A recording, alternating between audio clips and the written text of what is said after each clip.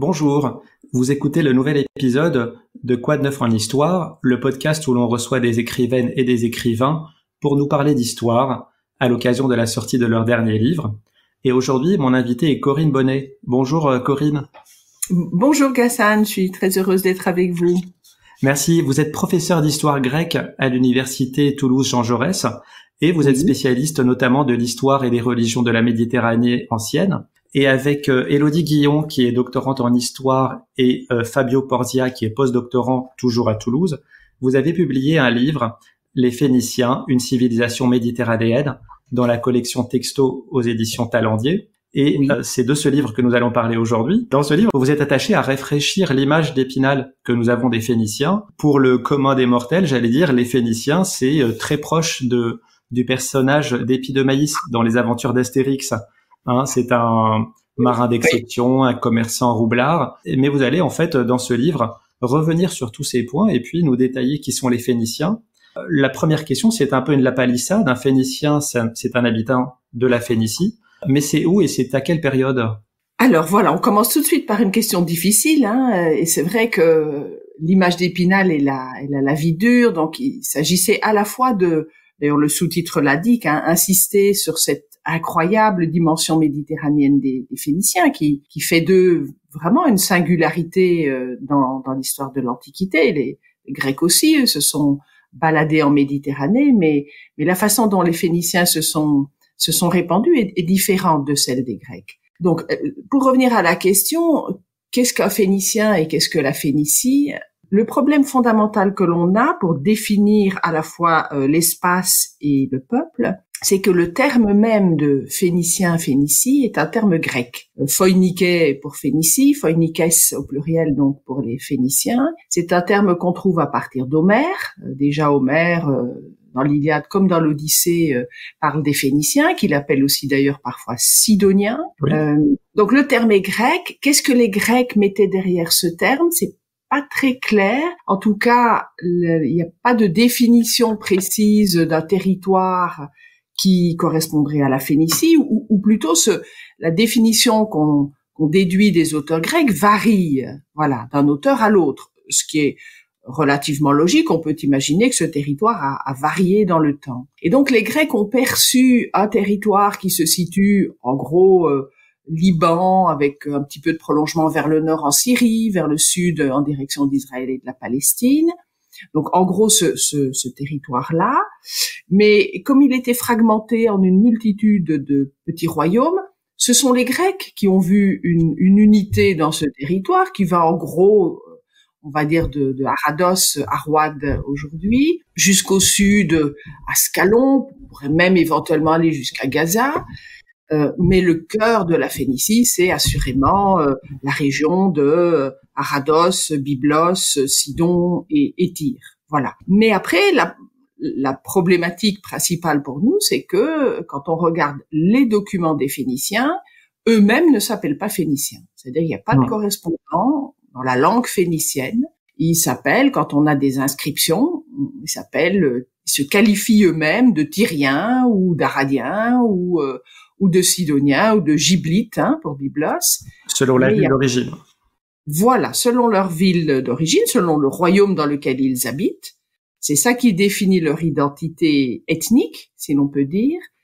Et on ne trouve absolument aucun terme correspondant à cette grande entité de Phénicie ou à ce grand ensemble des Phéniciens qui n'existe que dans le regard des Grecs. Voilà la difficulté de la définition. Et la même chose pour la chronologie, dès lors, puisque la première apparition du terme, elle est chez Homère. Voilà, donc Homère, on va dire autour du 8e siècle, avant notre ère. Mais il faut dater ça d'ailleurs d'un peu avant. Cette région est peuplée depuis le 3e millénaire au moins. Et vous faites démarrer son histoire, en fait, à 1200 ans avant notre ère, c'est-à-dire la transition entre l'âge de bronze et l'âge de fer. C'est ça, qui est quand même un moment sur lequel les historiens ont beaucoup débattu ces derniers temps pour essayer d'évaluer plus finement la part de rupture et la part de continuité. On sait bien que dans l'histoire, même si on regarde un événement comme la Révolution française, plus proche, donc avec des sources plus nombreuses, on voit bien qu'il y a des éléments de rupture et de continuité. Donc pour la date 2200, qui correspond à ce qu'on appelle parfois l'invasion des peuples de la mer, en tout cas des transformations importantes dans la géopolitique, dans l'organisation socio-politique, dans la culture matérielle. Donc c'est un moment de bouleversement important, mais il y a aussi des éléments de continuité. Et donc jusqu'à quel point est-ce qu'il est légitime de dire qu'avant ce ne sont pas des Phéniciens, mais après ce sont des Phéniciens, c'est discutable. Alors nous, on a suivi, c'est une tradition dans les études phéniciennes, donc on a suivi cette tradition qui consiste à dire qu'à partir de 1200, il se passe quelque chose de nouveau dans cette région-là, mais je pense qu'on a insisté, et il faut le faire, sur les éléments de continuité qui font que c'est pas la naissance des Phéniciens. Voilà. Et comme vous l'avez dit, certains des sites, à travers l'archéologie, sont attestés dès le 3e millénaire, parfois même dans des phases préhistoriques. Donc, il faut vraiment pas sous-estimer l'effet de continuité. Voilà. Et vous l'avez dit, les Phéniciens, ce sont finalement les autres qui en parlent le mieux, les Grecs, mais pas que. On ne dispose en effet d'aucun texte phénicien. Comment expliquez-vous cela et de quelles sources dispose-t-on pour les étudier ? Alors ça, c'est le paradoxe majeur des études phéniciennes, c'est qu'on a affaire à un peuple qui, s'il n'a pas véritablement inventé l'alphabet, puisqu'on a des traces d'alphabet ou enfin on a des traces d'alphabet, ça c'est sûr, à Ougarit, donc à la fin de l'âge du bronze, mais en écriture cunéiforme, donc la notion d'alphabet, il y a, semble-t-il, tout un laboratoire là en Syrie, en Phénicie, en Palestine, dans cette région qu'on appelle souvent le Levant. Il y a tout un ferment autour des systèmes d'écriture dès le bronze récent. Mais il n'empêche que les Phéniciens jouent un rôle important avec la mise au point de cet alphabet de 22 lettres qui va ensuite se répandre. Les Grecs vont l'adopter et l'adapter. Voilà, donc c'est paradoxal quand même, ce peuple qui a joué un rôle si important dans la diffusion, en tout cas, du système alphabétique. Eh bien, on ne conserve aucune littérature. Ce n'est pas qu'on ait aucune source phénicienne, on a des inscriptions, on a plusieurs milliers d'inscriptions, donc ça sur de la pierre en général, des documents de nature variée, des dédicaces, des offrandes aux dieux, des textes politiques, des inscriptions royales, etc. Mais effectivement, une littérature phénicienne, pour autant qu'elle ait existé, ce qu'on n'a aucune raison de véritablement mettre en doute, eh bien, oui, elle est totalement perdue. C'est sans doute lié au support, parce qu'on peut imaginer qu'elle était couchée sur papyrus, et là où les papyrus se sont bien conservés en Égypte, où on a un climat très sec, les papyrus se sont sans doute beaucoup moins bien conservés en Phénicie, où le climat est moins sec, beaucoup moins qu'en Égypte. C'est sans doute cette raison matérielle qui explique ce naufrage de la littérature phénicienne, qui pour nous les historiens est évidemment une perte énorme. Mais même dans les textes des Grecs ou des Égyptiens ou des Assyriens, il n'est jamais fait mention, à ma connaissance, d'un auteur phénicien. Alors parfois très tard, un auteur comme Flavius Joseph, par exemple, dans les antiquités juives, fait état de prétendues chroniques qui auraient existé à Tyr, sans doute des annales royales qui racontaient les faits importants de tel ou tel règne. Et selon Flavius Joseph, un auteur grec nommé Ménandre d'Éphèse, aurait traduit en grec ces annales tyriennes. Alors, est-ce que c'est vrai ou est-ce que c'est une façon de donner une forme d'autorité à ce qu'il avance? C'est difficile à dire, mais effectivement, on a guère de traces. Alors, on a beaucoup plus tard, à l'époque d'Adrien, au IIe siècle de notre ère, on a un grand auteur qui est Philon de Byblos, qui écrit une histoire phénicienne, là aussi perdue, connue uniquement par des fragments, des longs fragments qu'en cite Eusèbe de Césarée beaucoup plus tard. Mais donc, Philon de Byblos est un auteur phénicien, indubitablement, mais il écrit en grec. On est à une époque où désormais le phénicien n'est plus pratiqué et où c'est assez naturel pour les intellectuels phéniciens d'écrire en grec. Vous avez cité en introduction les principales cités phéniciennes, donc Byblos, Sidon et Tyr qui sont actuellement au Liban, et puis Arwad qui est en Syrie. Est-ce que ces villes sont organisées de la même manière, des cités-États avec à leur tête un roi? Y a-t-il eu à un moment ou un autre un sentiment d'appartenir à une même nation pour employer un terme anachronique? Eh bien, en fait, je pense que non. Très sincèrement, ce qu'on trouve dans les textes, c'est au contraire plutôt des petites structures territoriales fortement projetées vers la mer Méditerranée. Elles sont toutes à Rhodos, toutes celles que vous avez citées, elles sont toutes dotées de ports qui sont très actifs. La plus extraordinaire, c'était certainement Tyr, qui était une île au départ, dotée de deux excellents ports. Donc, des territoires projetés vers la mer, mais qui ont un arrière-pays et qui va jusqu'à la montagne, notamment dans le cas de Byblos, avec ce souci d'exploiter les ressources forestières. Le cèdre du Liban était déjà à l'époque une source d'activité économique très importante. Donc des petits territoires entre mer et montagne, on va dire, avec des plaines côtières où l'on pratique aussi l'agriculture, mais des petits territoires, des réalités assez petites, déjà aux époques précédentes d'ailleurs. Quand on regarde la correspondance d'Amenophis IV, donc à Akhénaton, avec les rois de la côte levantine, on a déjà ces petits royaumes qui sont très prospères, très bien organisés, notamment pour tout ce qui est commerce, mais aussi artisanat. Et en réalité, cette division en petits royaumes, elle va subsister. Est-ce qu'on a des traces d'une nation, ou pour le moins d'une solidarité? En fait, très très peu. Honnêtement, parfois, voilà, si on prend Hérodote qui raconte les guerres médiques, donc les guerres des Grecs contre les Perses, on est au début du 5e siècle, entre 490 et 480, il nous parle de la flotte phénicienne qui vient en appui à l'armée perse, à l'armée achéménide. Mais évidemment, encore une fois, c'est un Grec qui parle, donc ça c'est logique, qui parle de flotte phénicienne. Donc non, je pense qu'on n'a pas véritablement de traces de ce qu'on pourrait appeler une sorte de conscience phénicienne. Là, il y avait certainement, et on l'observe dans ce qu'on retrouve dans la culture matérielle, il y avait des points communs. Leur écriture était la même, la langue était très proche, les statuettes, le style des objets que l'on trouve, tout ça était très proche, qui devait sans doute leur donner un sentiment pour le moins de parenté, mais rien, il n'y a jamais eu de confédération, il y a jamais eu d'initiative politique commune.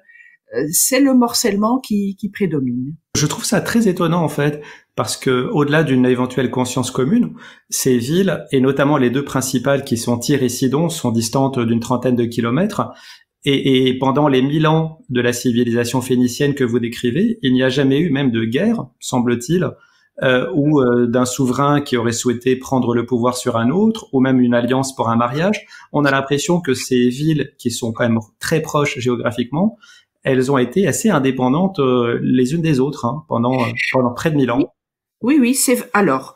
Donc, d'une part, il faut tenir compte du fait que quand nous parlons de Tyr, Sidon, Arados, Byblos, ce sont les capitales de ce que vous avez appelé des cités-États, donc un peu sur le modèle grec, c'est-à-dire une capitale entourée d'un territoire. Donc, elles sont limitrophes, elles se touchent en fait, elles ont des frontières communes. Et pour ce qui est de Tyr et Sidon, en tout cas, si on regarde sur la longue durée du premier millénaire, on a quelques indices pour le moins d'une compétition, d'une rivalité entre ces deux grandes cités pour une forme un petit peu d'hégémonie sur ce territoire-là. Pendant un temps, on pense que c'est quand même Sidon qui a été la cité la plus puissante. D'ailleurs, c'est symptomatique que Homère parle des Sidoniens quand il parle des Phéniciens. Et puis il y a eu sans doute une période au début du premier millénaire où Sidon et Tyr formaient un royaume unifié, mais ça n'a pas duré longtemps, ils ont repris chacun leur indépendance. Il y a eu des périodes où on voit bien des jeux d'alliance, où les uns sont avec les Perses, les autres plutôt avec les Égyptiens. Donc on sent qu'il y a quand même des tiraillements, il n'y a pas de traces véritablement, comme vous l'avez dit, de guerre ouverte entre Tyr et Sidon, mais il y a des formes de compétition, y compris dans la mythologie, par exemple un personnage comme Agénor, qui est un roi légendaire, on va dire, de cette région, qui est le père de Cadmos, le père d'Europe, etc. Bien, Tyr le revendique comme étant tyrien et Sidon le revendique comme étant sidonien. Donc voilà, il y a quand même des petites formes de compétition, mais fondamentalement, on reste sur ce modèle de petits royaumes limitrophes qui se touchent, mais qui ont une structure analogue. Vous venez de parler des Perses. Justement, ces cités phéniciennes qui parsèment le littoral de la Méditerranée ont toujours suscité la convoitise des puissants empires voisins. Est-ce que vous pouvez nous rappeler brièvement les différentes phases de conquête et de domination de ces territoires par les empires voisins?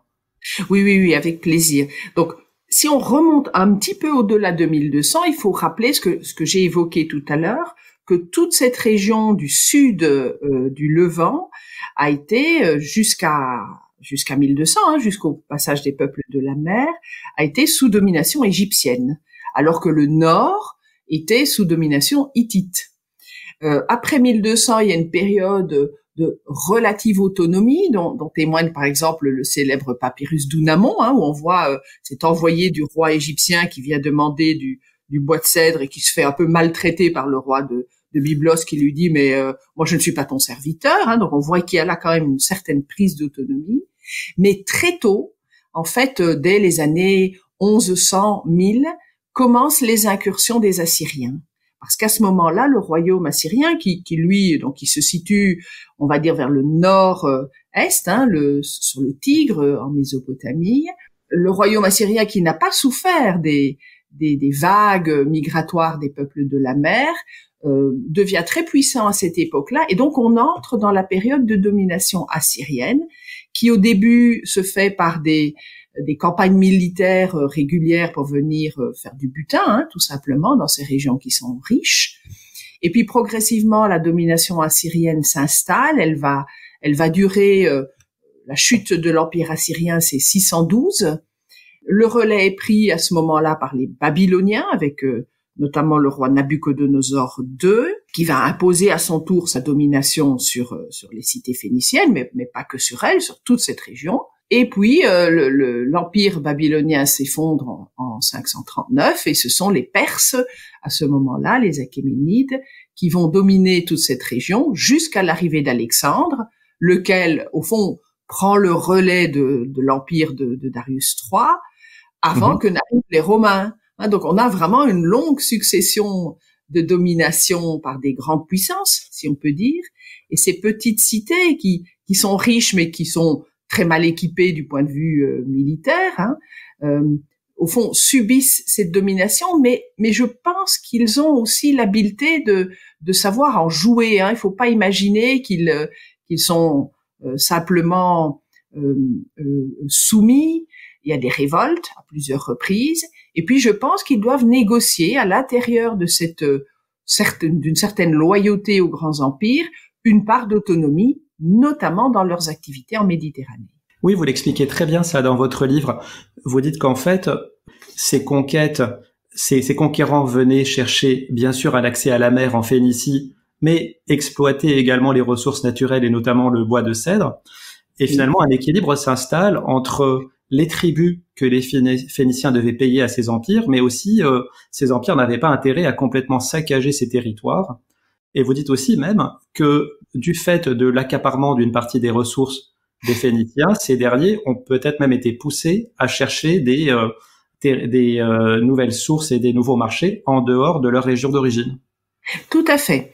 Je pense qu'on a là une situation qu'on serait tenté peut-être de comparer avec les situations coloniales de l'ère moderne et contemporaine, mais je pense qu'il faut vraiment regarder ça avec une certaine finesse et se dire que quelque part dans cette relation des Phéniciens avec les grands empires, il y a du donnant-donnant. D'abord, il faut quand même réaliser que le marché mésopotamien est un marché énorme auquel les Phéniciens ont accès par le biais justement des empires. Eux, ils vont en Méditerranée chercher des produits, ils les ramènent dans leurs ports phéniciens, et puis tous ces produits vont être distribués selon toute une série d'axes alors terrestres en direction notamment des grandes cités, des grands palais mésopotamiens que les Phéniciens alimentent en divers produits.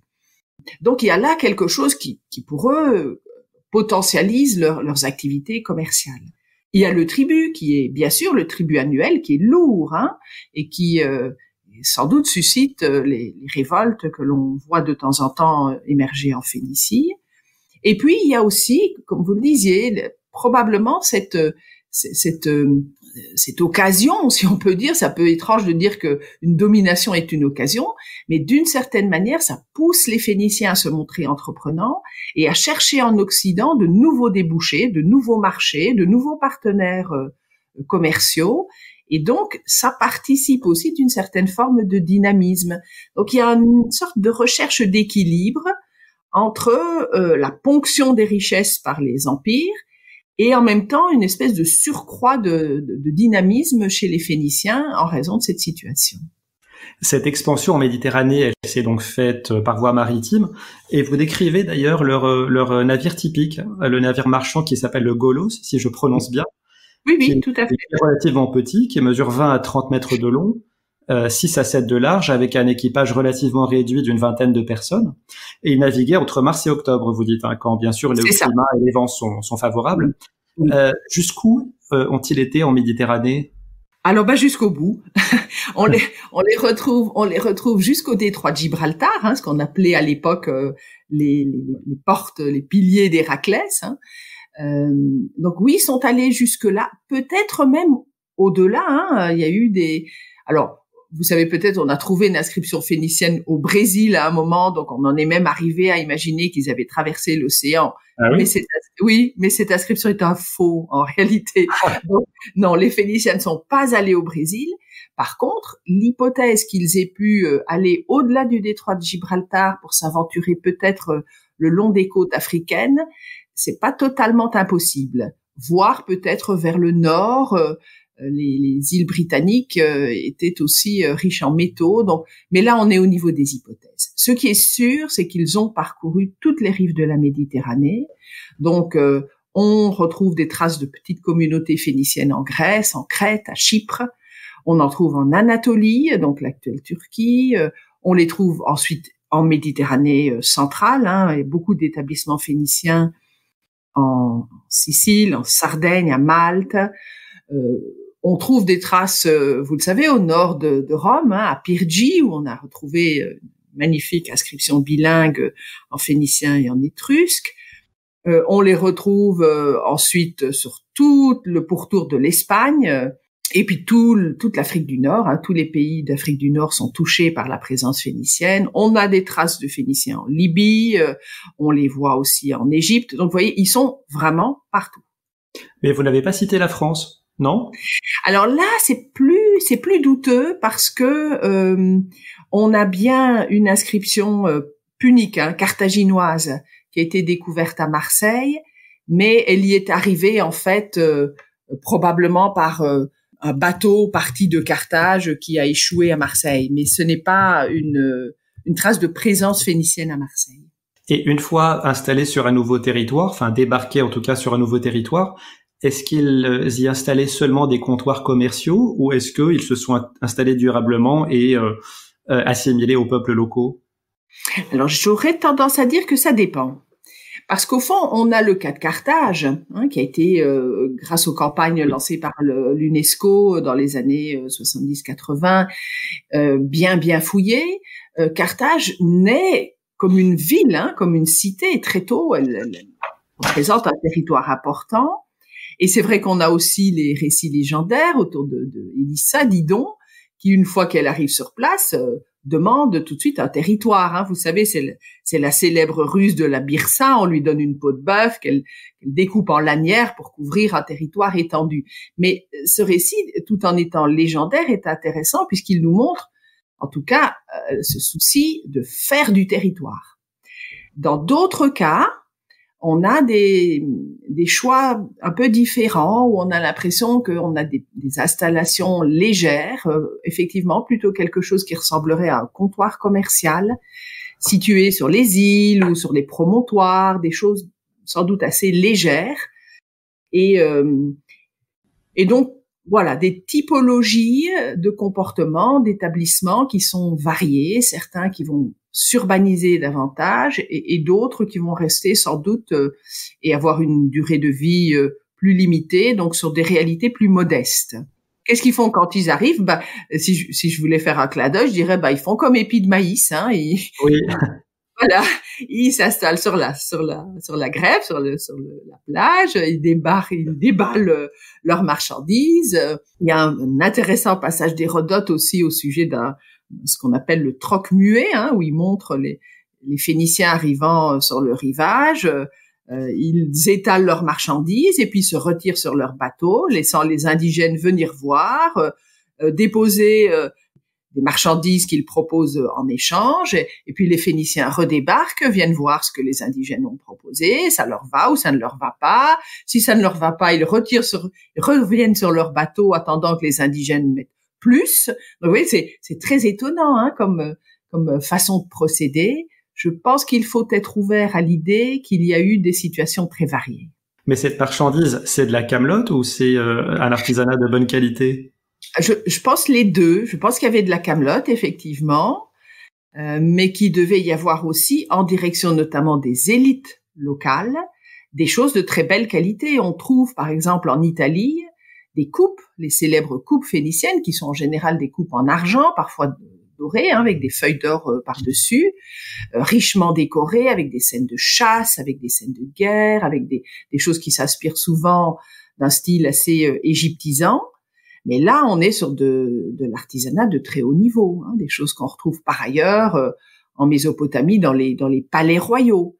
Donc, il devait y avoir des petits objets, des amulettes, des verreries, des petits bijoux, mais aussi, je pense, des objets de très haut niveau pour les élites locales. Oui, si je vous pose cette question, c'est en référence notamment à une des controverses qui entourait les Phéniciens. Ernest Renan avait participé à l'expédition de Napoléon III au Liban et en Syrie en 1860-1861 et avait mis à jour beaucoup de sites archéologiques. Et lui, comme d'autres après, ont souvent été étonnés par la pauvreté des découvertes archéologiques. Est-ce qu'on peut vraiment parler d'un art phénicien? Alors, ça dépend un peu ce qu'on met derrière le terme art. Hein, mais il est vrai que toute cette discussion autour de art ou artisanat pour les Phéniciens, elle remonte à Ernest Renan, qui effectivement est déçu par ce qu'il trouve. Au fond, Ernest Renan, quand il part en Phénicie, il veut se faire un nom, il travaille déjà sur ce sujet-là, mais il veut devenir célèbre, il veut devenir un grand découvreur de civilisation. Et finalement, ce qu'il trouve, c'est pas à la hauteur de ses attentes. Pourquoi? Parce que lui, c'est un passionné, c'est un amoureux de la Grèce. Hein, la prière sur l'Acropole, c'est lui quand même. Et donc lui, il s'attendait sans doute à trouver des choses qui auraient pu entrer en compétition avec les beautés de l'art grec. Et le canon de l'art grec, évidemment, ça ne s'applique pas à l'art phénicien. C'est autre chose, c'est un style composite, et c'est ça aussi qui a dérouté, si je puis dire, les spécialistes de l'époque, c'est que on trouvait des influences grecques, mais aussi des influences égyptiennes, des influences mésopotamiennes, anatoliennes. Et donc on en est arrivé à dire, mais les Phéniciens, au fond, voilà, ils ont un art qui leur ressemble. Hein, c'est des marchands, habiles dans la négociation, tout le temps en interaction avec les autres, et donc leur art leur ressemble. Il n'y a pas d'art véritablement phénicien, c'est un art d'emprunt. Heureusement, au XXe siècle, hein, on a un petit peu repensé tout ça. Je pense qu'il faut être capable de penser la notion d'art avec d'autres références que celles de l'art grec, gréco-romain, et se dire que il y a dans ce qu'on a dans les objets phéniciens, il y a un savoir-faire qui est tout à fait remarquable, et je pense qu'on n'a aucune raison de leur refuser l'étiquette d'art. On disait un peu précédemment que l'organisation politique était une cité-État avec à sa tête un roi. La religion occupait une place importante. Est-ce qu'on peut parler d'un duopole entre un roi et le dieu de la cité? Et si oui, qui étaient les dieux des Phéniciens? Bon, alors vous savez, la religion, c'est ma spécialité. Hein, donc là, vous me coupez parce que je suis intarissable sur ce sujet-là. Quand je suis partie sur la religion, je m'arrête plus. Donc, alors, il y a dans les cités phéniciennes, effectivement, on trouve pas mal d'inscriptions qui se réfèrent au culte, et l'on s'aperçoit que chaque cité a des dieux qui sont à la fois communs, partagés. On retrouve Astarté, par exemple, hein, Ashtart en phénicien, on la retrouve à peu près partout. Chaque cité après a son Baal, son seigneur, hein, le terme Baal veut dire seigneur, c'est aussi le terme qui veut dire citoyen, donc c'est intéressant quand même, hein, comme parallèle. Donc chaque cité a son Baal, son seigneur local, le Baal de Byblos, que les Grecs appelleront Adonis, le Baal de Tyr, qui est Melkart, le Baal de Sidon, qui est Eshmoun. Et effectivement, ce seigneur divin, c'est un peu le modèle, c'est un peu l'archétype qui sert ensuite au roi pour légitimer son pouvoir et pour se présenter en quelque sorte comme le représentant du Baal divin sur Terre.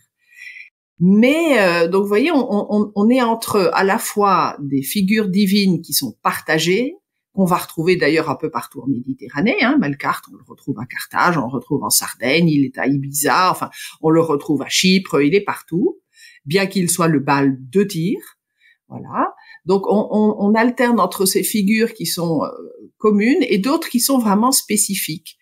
Et effectivement, il y a un lien fort entre le roi, la famille royale et les divinités de la cité, du royaume, qui protègent le roi, qui prolongent son règne, qui nourrissent le peuple. Donc, le roi est un peu un intermédiaire, une figure intermédiaire entre les dieux et le peuple. Et une des pratiques religieuses que l'on prête aux Phéniciens, c'est le sacrifice d'enfants pour leurs dieux, et notamment de très jeunes enfants de moins de 5 ans. Est-ce que c'est un mythe? Est-ce que c'est une réalité?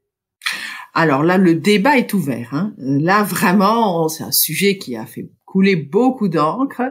Donc, il faut quand même savoir que cette pratique-là, elle est attestée essentiellement par des témoignages extérieurs au monde phénicien, c'est-à-dire qu'on a effectivement dans l'Ancien Testament, on parle des Cananéens qui passeraient leurs enfants par le feu, mais qu'est-ce que ça veut dire passer les enfants par le feu exactement? On ne sait pas. Certains auteurs grecs, certains auteurs romains parlent pour Carthage, en particulier pour Carthage, de sacrifices humains, mais là aussi, est-ce que ce n'est pas juste de la malveillance parce qu'il s'agit de leurs ennemis? Certains grands auteurs qui ont parlé des guerres puniques, Tite-Live ou Polybe, par exemple, ne font pas du tout état de ces pratiques. Oui. Voilà. Après, sur le plan archéologique, on trouve effectivement des sanctuaires particuliers qu'on appelle les Tophètes. On en trouve en Sardaigne, on en trouve en Sicile, il y en a en Afrique du Nord, mais il y en a pas en Espagne, par exemple, dans l'état actuel de nos connaissances. Donc, il y en a pas partout. Il y en a pas en Phénicie, là aussi, dans l'état actuel de nos connaissances. Et là, effectivement, dans des urnes, on trouve des enfants, parfois des petits-enfants, brûlés. La question étant de savoir, et ça, pour le moment, on ne peut pas l'établir, s'ils ont été brûlés vivants, donc auquel cas ce serait des sacrifices, ou s'ils ont été brûlés morts, auquel cas on aurait affaire à des rituels spécifiques liés à la forte mortalité infantile de cette époque. Alors, pour parler de leur alphabet, on avait évoqué ça un peu en introduction.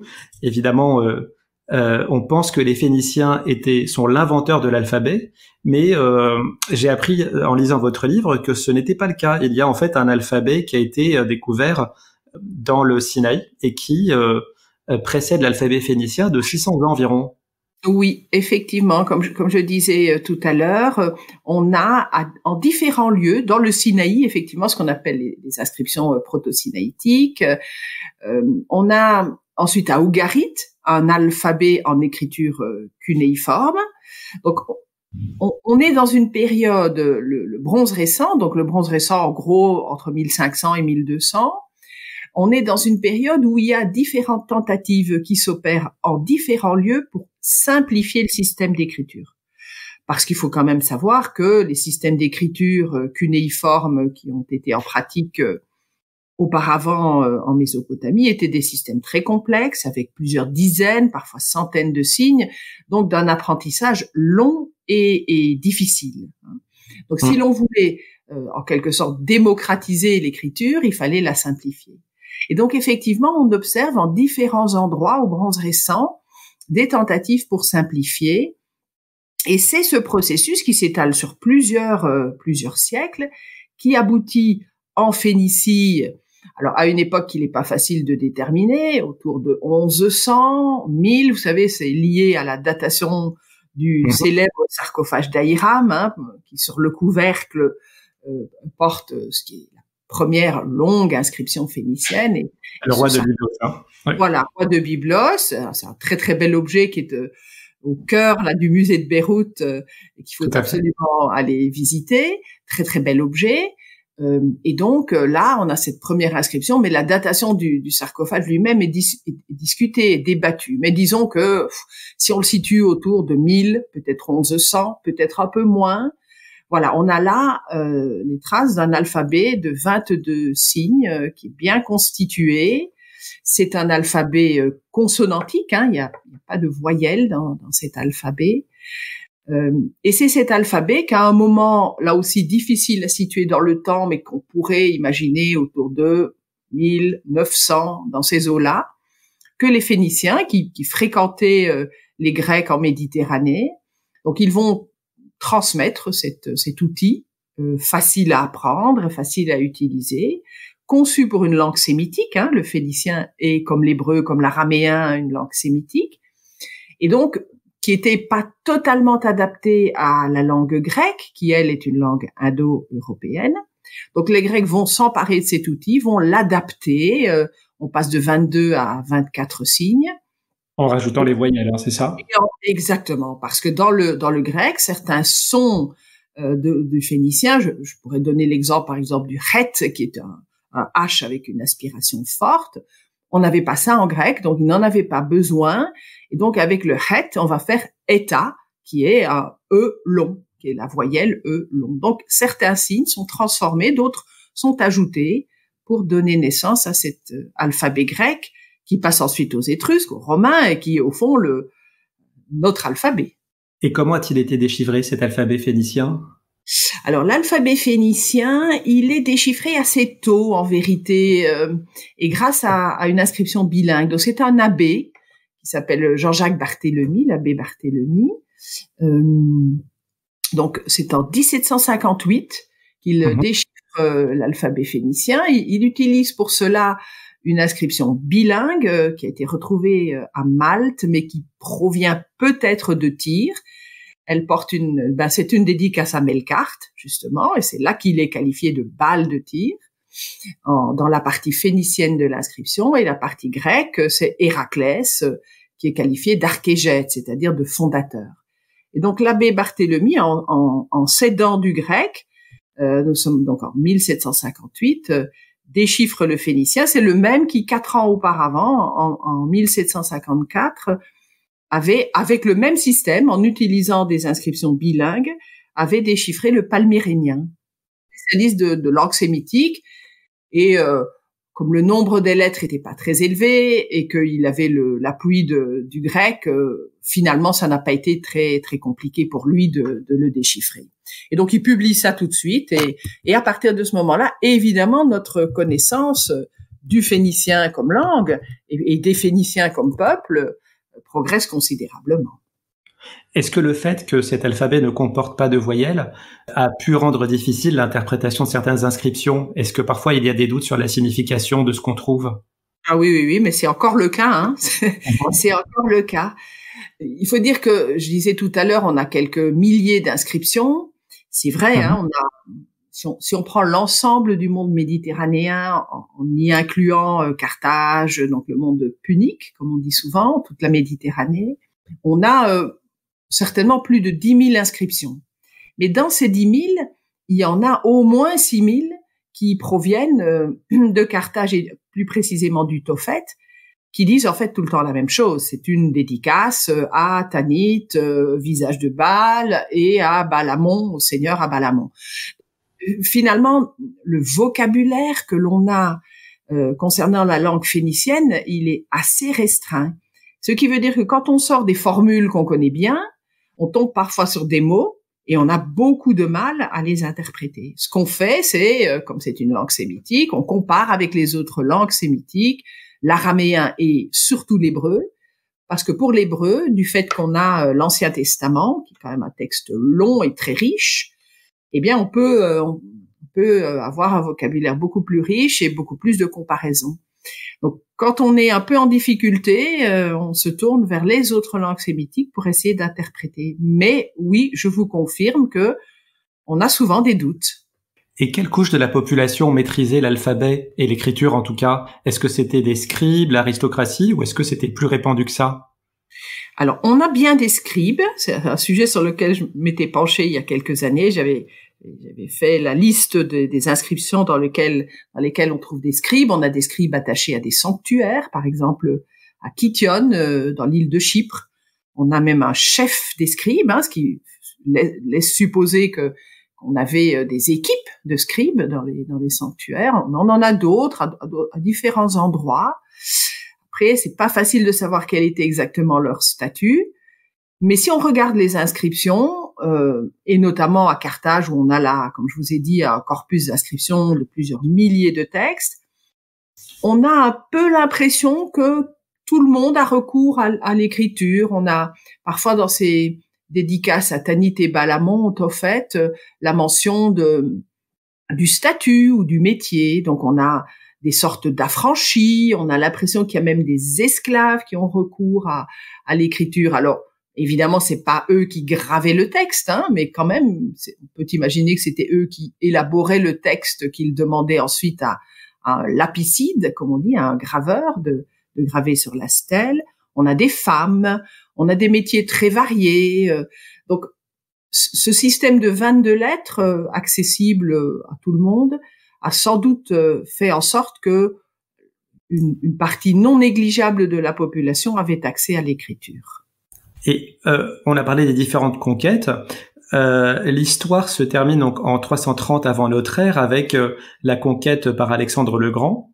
Toutes les villes vont se rendre spontanément, sauf Tyr qui va subir un siège de 7 mois et va céder ensuite. Et puis les Phéniciens vont se fondre dans le bassin de la civilisation grecque. Le titre de votre dernier chapitre, c'est « Que reste-t-il des Phéniciens ?» Alors selon vous, quel est son héritage pour nous aujourd'hui ?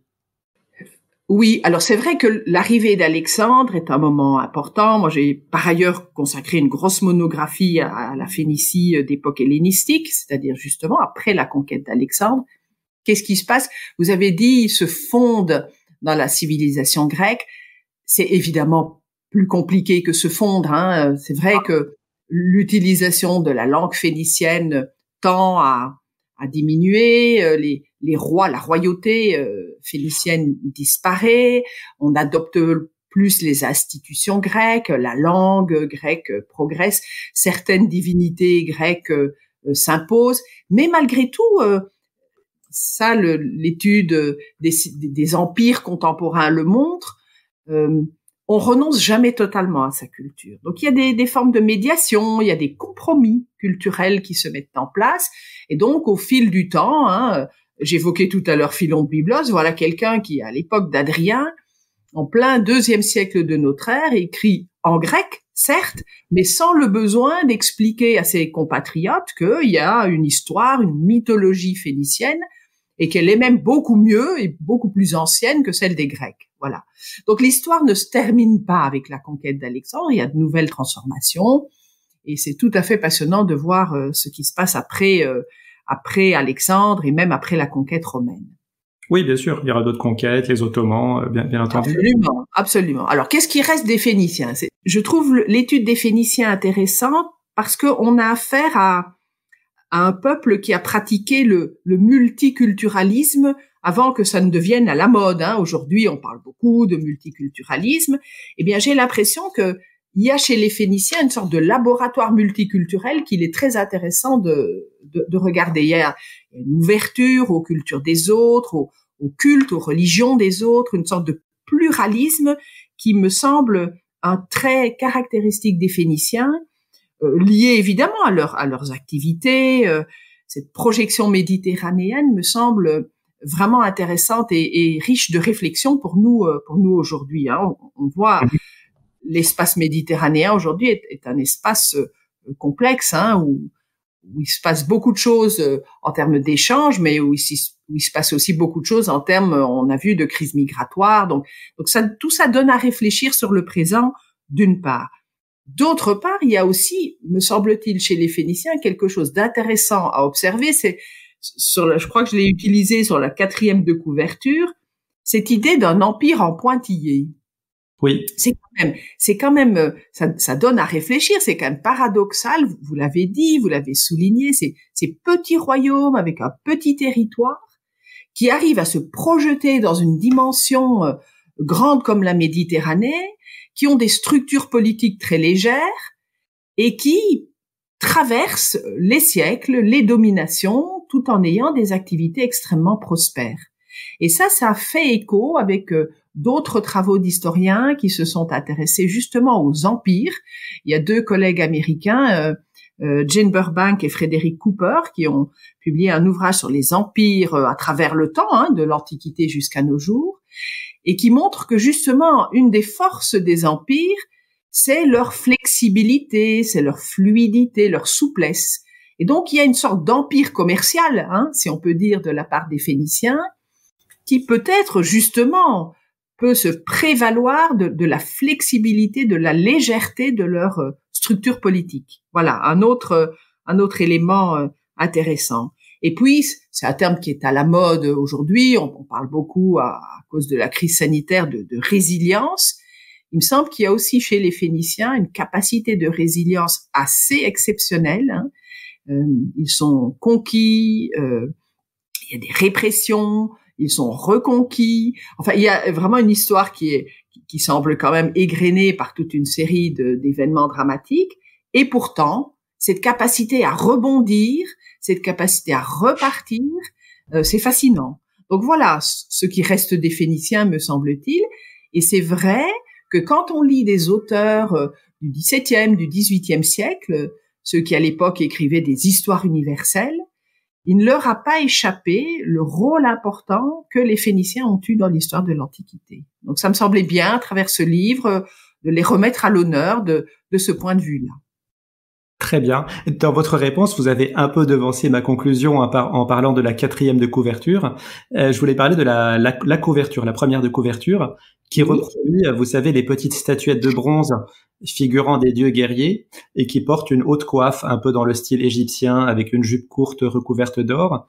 Eh bien, ce sont des symboles aujourd'hui des Phéniciens et on les trouve dans tous les magasins de souvenirs au Liban, un peu comme les tours Eiffel miniatures à Paris. Et stricto sensu, ces statuettes qui sont le symbole des Phéniciens ont été réalisées par leurs ancêtres, puisque ça date de l'époque de l'âge de bronze au 19e, 18e siècle avant notre ère.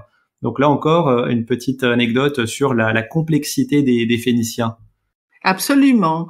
Alors, une collègue nous l'a reproché. Une collègue nous a dit, mais enfin, un livre sur les Phéniciens et vous montrez, des objets qui ne sont... Bon, d'abord, vous imaginez bien que dans le choix d'une couverture, il n'y a pas que les auteurs, il y a aussi les éditeurs, les maisons d'édition, voilà.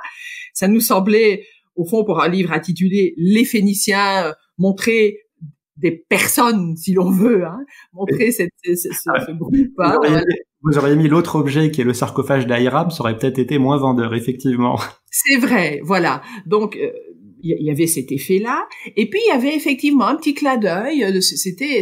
On était bien conscient de ce décalage, si je puis dire, qui sert aussi à attirer l'attention sur le fait qu'il faut pas se laisser enfermer dans les chronologies traditionnelles. Bon, nous, on l'a adopté aussi parce que on avait un espace défini, on pouvait pas faire 400 pages. Donc, si on avait voulu intégrer dans notre analyse les périodes précédant 1200, il aurait fallu écrire un autre livre. Donc, on s'est prêté au jeu des bornes chronologiques traditionnelles, mais on ne veut surtout pas rester enfermé dans ces bornes. Et pour moi, ces petites statuettes, je pense qu'on peut revendiquer de les rattacher au monde phénicien. Voilà, pris au sens large, en se disant que même si en 1200 il se passe quelque chose d'important, ce qui se passe avant est tout aussi important, et que les populations qui habitaient Tyr-Sidon, Byblos avant 1200, étaient sans doute aussi phéniciens que ceux qui viennent après, a fortiori si l'on pense que l'appellation phénicien est une appellation au fond conventionnelle donnée par les Grecs. Oui. Eh bien, nous arrivons au terme de cet entretien. Merci beaucoup, Corinne Bonnet, de nous avoir fait partager vos connaissances. Je rappelle le titre de votre livre, écrit avec Élodie Guillon et Fabio Pordia, Les Phéniciens, une civilisation méditerranéenne. C'est aux éditions Talendier et déjà disponible en librairie. Quant à moi, je vous remercie de nous avoir suivis et j'espère que cela vous a plu. Je compte sur vous pour commenter, liker, vous abonner sur votre appli de podcast favorite et sur les réseaux sociaux et partager afin de mieux faire connaître ce podcast. Et je vous donne rendez-vous pour un prochain épisode. À bientôt.